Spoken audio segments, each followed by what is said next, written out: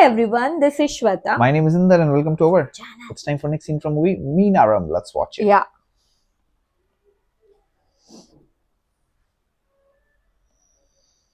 Mr. Matthew Varghese, ഈ പെണ്ണിനറിയോ തന്റെ മരുമോളാകാൻ വേണ്ടി മന്ത്രകൂടി വാങ്ങി കച്ച കിട്ടിയിരിക്കുന്ന എന്റെ മോളാണ്. ഒരു കാര്യം അറിയാനാണ് വന്നത്. തന്റെ അനന്തരവൻ എത്ര അച്ഛന്മാരുണ്ട്? വേണ്ട, 10 പേര് കേൾക്കാൻ തന്നെ പറയാനാ ഞാൻ ഇവിടെ വന്നത്. എല്ലാവരും അറിയട്ടെ, പുതുശ്ശേരിക്കാരുടെ അന്തസ്സും ആഭിജാത്യവും. മറ്റെടുത്ത ഐക്യാണെന്ന് പറഞ്ഞ് ഡിസിപ്ലിൻ പ്രസംഗിക്കുകയാണെന്ന് കാര്യമില്ല. മനുഷ്യനായ നാണവും മാനവും വേണം. എന്റെ കാശും കടം വാങ്ങി നടത്തിയിട്ട് എന്റെ മോളെ ഭാര്യയും കൊച്ചുമുള്ള ഒരുത്തന്റെ തലയിൽ കെട്ടിവെക്കാൻ നോക്കിയവനാണ് ഈ വാക്ക്. കല്യാണപ്രായ ഇതുപോലൊന്ന് തന്റെ വീട്ടിലില്ലേ? എങ്ങനെ തോന്നിയാലാ എന്റെ മോളെ ജീവിതം എടുത്താൽ നീ കളിച്ചത്? നിന്നെ ഞാൻ വെറുതെ ഇവിടെ ഒന്ന് കരുതേണ്ട. നിന്നെയും നിന്റെ കുടുംബത്തെയും കുത്തുവാളെ ഏൽപ്പിച്ച് Who is he? What is he doing? ये कब से देख रहा है ना, just he is watching. പറയാനുള്ളത് വീട്ടിൽ വന്ന് പറയണം. അല്ലാതെ മറ്റുള്ളവരുടെ മുമ്പിൽ വെച്ച് ഇൻസൾട്ട് ചെയ്യലായിരുന്നു വേണ്ടത്.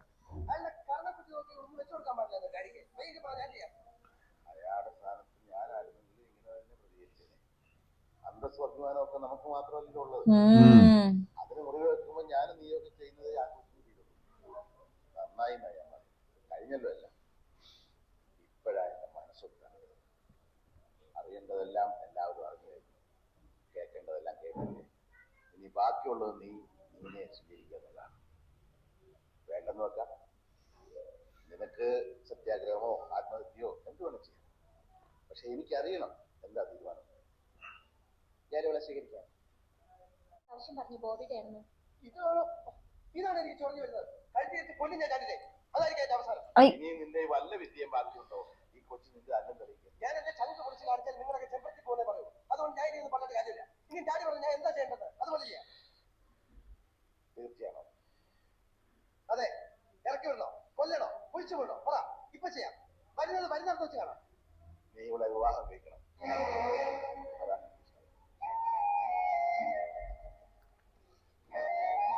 Oh.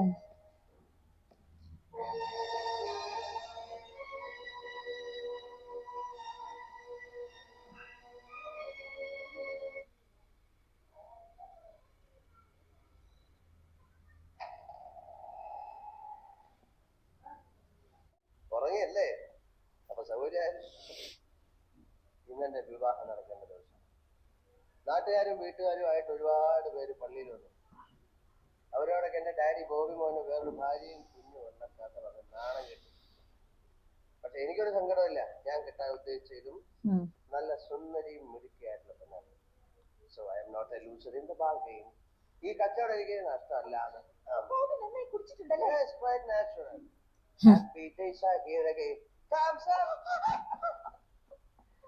ഈ മുറിയിൽ നിന്ന് എന്റെ ആദ്യ രാത്രി നടക്കേണ്ട ദിവസം. അത് മാത്രമായിട്ട് നടക്കാതിരിക്കാൻ ഞാൻ സമ്മതിക്കത്തില്ല. ഞാൻ പറയുന്നത് ഇത് അവൾ ആദ്യ രാത്രിയാണ്. പോയില്ലെങ്കിൽ ഞാൻ ബഹളം ഉണ്ടാക്കും. ബഹളം ഉണ്ടാക്കണം.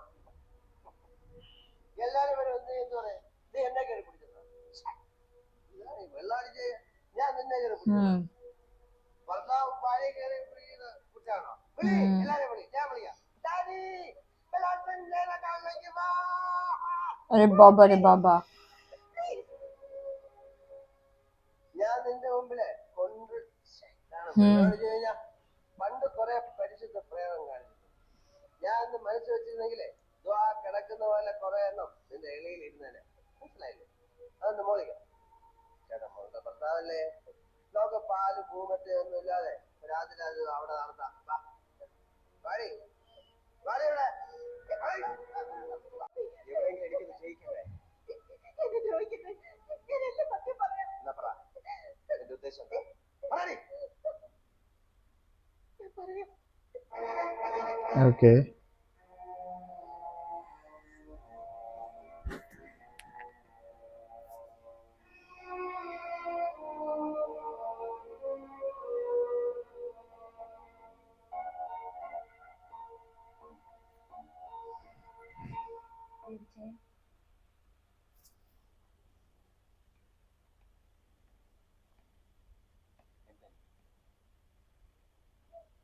കാര്യം പറയാനുണ്ട്.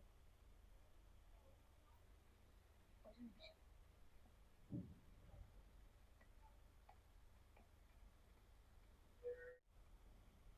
ഇനി അതിരുന്ന് ഒരു തെറ്റും ചെയ്യാത്ത പാവത്തിനെ ശിക്ഷിക്കാൻ എനിക്ക് വയ്യ.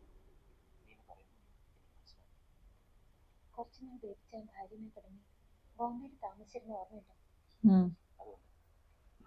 അപ്പോ അവിടെ വെച്ചൊരു പെൺകുട്ടിയെ കണ്ടുമുട്ടി. മീന. പരിചയപ്പെട്ടു, സ്നേഹിച്ചു, അവസാനം വിവാഹം ചെയ്യാമെന്ന് വാക്ക് കൊടുത്തു. വഞ്ചിച്ചിട്ട് കടന്നു കളഞ്ഞു. നിങ്ങളുടെ കുഞ്ഞിന് ജന്മം നൽകിയിട്ട് Oh, इसका बच्चा है वो. ഓർമ്മയില്ലേ? മീന, ഒരു പാവം മീന. അതെന്റെ സഹോദരിയാണ്. കുഞ്ഞാണ് എന്റെ കൂടെ ഉള്ളത്. അമ്മയില്ലാത്ത കുഞ്ഞിനെ മനസ്സ് വിശ്വസിക്കാത്തതോ അതോ വിശ്വസിക്കാൻ ഇഷ്ടമില്ലാത്തതുകൊണ്ടോ? ഞാൻ ആണ്. സമ്മതിച്ചു. പക്ഷെ ഒരിക്കൽ പാടാൻ തുടങ്ങി എന്റെ കുടുംബ ജീവിതം വളരെ കഷ്ടപ്പെട്ടാണ് ഞാൻ മാറ്റിയെടുത്തത്.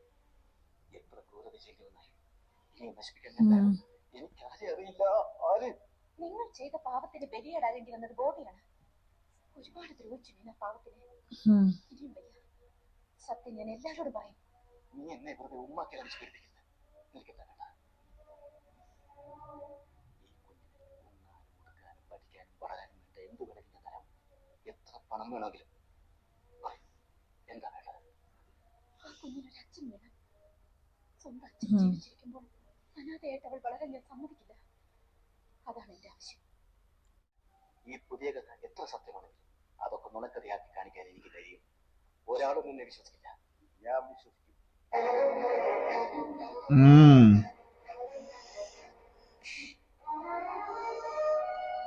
ഇത്രയും വലിയൊരു ദ്രോഹം എന്റെ അമ്മനെ എങ്ങനെ ചെയ്യാൻ സാധിച്ചു?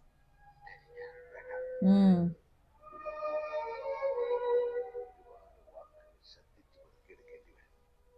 വൃത്തികേടില്ലാത്ത രീതിയിൽ ജീവിത വൃത്തികളെ എന്റെ മുന്നിൽ അവതരിപ്പിക്കാൻ നിനക്കതിനുള്ള മാനസികാവസ്ഥ എപ്പോഴില്ലെന്ന് എനിക്കറിയാം.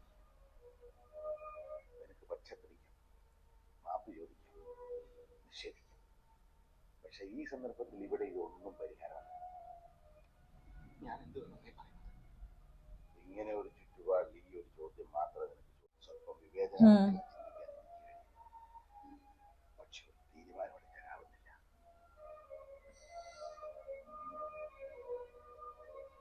നിനക്ക് പറയാനുള്ള പറഞ്ഞു കഴിഞ്ഞില്ലേ? അവരുടെ പോലീസിന് അവർ കോൺട്രാക്ട്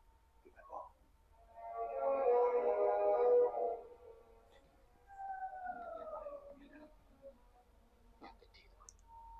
തിരുത്താൻ മനസ്സിലായിട്ടല്ല.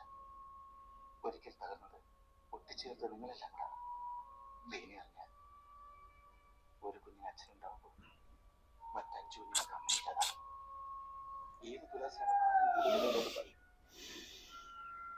ഞാനത് ചെയ്യാം.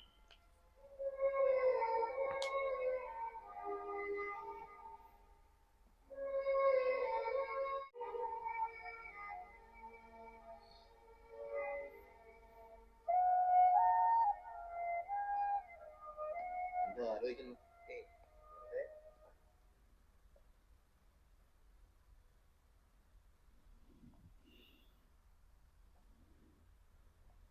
കഴിഞ്ഞൊന്നും ആലോചിച്ച് വിഷമിച്ചിട്ട് കാര്യമില്ല. നീന നല്ല പെണ്ണാണ്. അവൾ പറയുന്നത് ഞങ്ങൾ വിശ്വസിക്കുന്നോ ഇല്ലയോ എന്നത് പോലെ ഒരിക്കൽ നീ മനസ്സോർന്ന് സ്നേഹിച്ച പെൺകുട്ടിയെ ഇപ്പോഴും നിന്റെ മനസ്സിലെവിടെയോ അവൾക്കൊരു സ്ഥാനമില്ലേ? പറഞ്ഞു വരുന്നത് മനസ്സിലായി. ഞാൻ അവളെ വിവാഹം ചെയ്യണമല്ലേ? ഈ സോപ്പ് വാങ്ങിക്കുമ്പോ ചീപ്പ് ഫ്രീ എന്ന് പറയുമ്പോഴത്തെ ഒരു അട്രാക്ഷൻ ഇതിലുണ്ട്. അവളെ കെട്ടിയാൽ ഒരു കൊച്ചു ഫ്രീ അല്ലേ? ബേബി ചായനാണ് ഇങ്ങനെ ഒരു അവസ്ഥ വന്നിരുന്നെങ്കിൽ നട്ടല് നിവൃത്തി എന്ന് പറ. നിങ്ങളാണ് ആ കൊച്ചിന്റെ അച്ഛനെന്ന്. ബോബി, എല്ലാം എനിക്കറിയാം. തകർന്നു പോയി ഞാൻ കേട്ടപ്പോ. എന്റെ മനസ്സിൽ ആകാശത്തോളം ഒരു കോട്ട കെട്ടി ഉയർത്തി അതിനുള്ളിൽ ഒരു സ്വർണ്ണ സിംഹാസനം മേടിച്ച ഞാൻ നിങ്ങളെ ഇരുത്തിയിരുന്നത്. എന്നിട്ട് കാലണ വിലയില്ലാത്ത തെരുവ് തണ്ടികൾ പോലും കാണിക്കാത്ത ചെറ്റത്തരം നിങ്ങൾ കാണിച്ചു എന്ന് അറിഞ്ഞപ്പോ നിങ്ങളോടല്ല, നിങ്ങളെ ഇത്ര അധികം ആരാധിച്ച എന്നോടാണ് എനിക്ക് പുച്ഛം തോന്നിയത്. നിങ്ങൾക്ക് എങ്ങനെ വേണ്ട പറഞ്ഞത്തോളം മതി. ഇവിടെ ഒന്നോ വലിഞ്ഞു കയറി ഒന്ന് തീർച്ചപ്പെടുന്ന കള്ള കഥ മുമ്പ് പറഞ്ഞല്ലോ അവൾ വളരെ നല്ല പെണ്ണാണെന്ന്. സ്വന്തം താല്പര്യങ്ങൾക്കനുസരിച്ച് സൗകര്യങ്ങൾ മാറ്റിമറിക്കാൻ കഴിവുള്ള ആളാണല്ലോ. അതുകൊണ്ടാണല്ലോ ഒരു പെണ്ണിനെ പ്രേമിച്ചിട്ട് പുല്ലുപോലെ ഒരു ഉടുപ്പ് ഞാൻ ചെന്നിൽ വെച്ചവൻ നടക്കുന്നത്.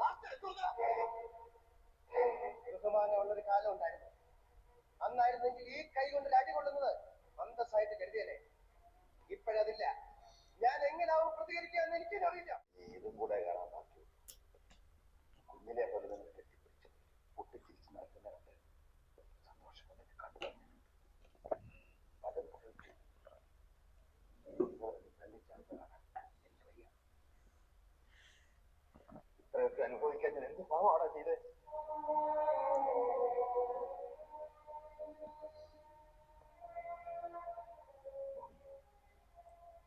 എനിക്ക് നിന്നോടൊന്ന് പറയാം.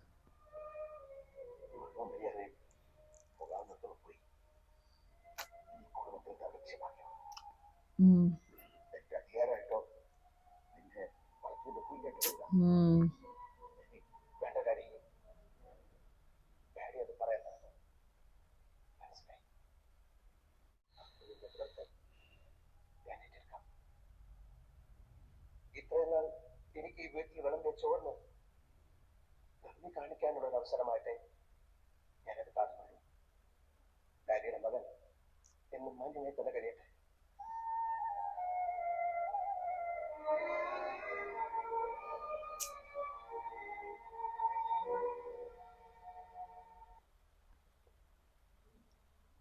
अरे बाबा रे बाबा.